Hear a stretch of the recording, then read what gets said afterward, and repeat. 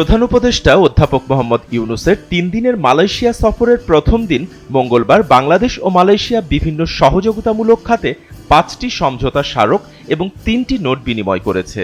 মঙ্গলবার সকালে কুয়ালালামপুরের পুত্রজায়ায় প্রধান উপদেষ্টা ও মালয়েশিয়ার প্রধানমন্ত্রী আনোয়ার ইব্রাহিমের উপস্থিতিতে এসব চুক্তি ও নোট বিনিময় হয়। প্রধান উপদেষ্টার প্রেস উইং থেকে এসব তথ্য জানানো হয়েছে।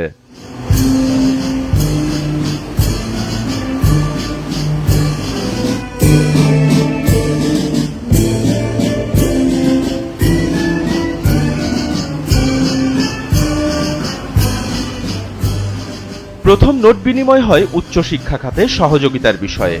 দ্বিতীয় নোট বিনিময় হয় কূটনীতিকদের প্রশিক্ষণ সংক্রান্ত সহযোগিতার বিষয়ে।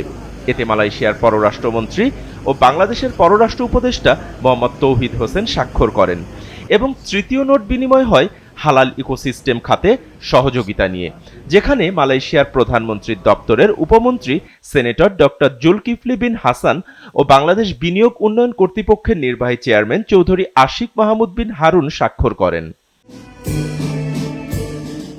এদিকে বাংলাদেশ আগামী বছরের ফেব্রুয়ারির মাঝামাঝি সময়ে জাতীয় নির্বাচন আয়োজনের জন্য প্রস্তুত রয়েছে বলে জানিয়েছেন অন্তর্বর্তী সরকারের প্রধান উপদেষ্টা প্রফেসর ডক্টর মোহাম্মদ ইউনূস। মঙ্গলবার সকালে মালয়েশিয়ার রাজধানী কুয়ালালামপুরে দেশটির প্রধানমন্ত্রী আনোয়ার ইব্রাহিমের সঙ্গে দ্বিপাক্ষিক বৈঠক শেষে এক যৌথ ব্রিফিংয়ে ডক্টর ইউনূস একথা জানান।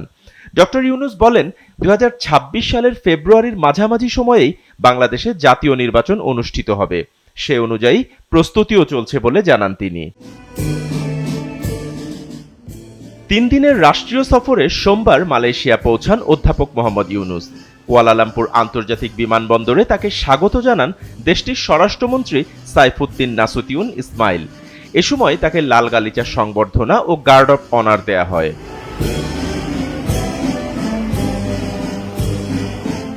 শিক্ষা, কূটনীতি ও বিনিয়োগে নতুন চুক্তির মাধ্যমে বাংলাদেশ মালয়েশিয়ার সম্পর্ক পৌঁছালো নতুন এক মাইল ফলকে। এছাড়া ডক্টর ইউনূস দ্বিপাক্ষিক বৈঠকে বাংলাদেশের আসন্ন জাতীয় নির্বাচন প্রসঙ্গে নিশ্চিত করেন যে নির্বাচন ২০২৬ সালের ফেব্রুয়ারির মাঝামাঝি সময়ে অনুষ্ঠিত হবে এবং সে অনুযায়ী প্রস্তুতিও চলমান রয়েছে। সব মিলিয়ে সহযোগিতার সেতু পেরিয়ে বন্ধুত্বে গড়ে উঠুক আগামীর সম্ভাবনার পথ চলা, এমনটাই প্রত্যাশা দেশবাসীর। বাপ্পি খান, এসএ টিভি ডিজিটাল।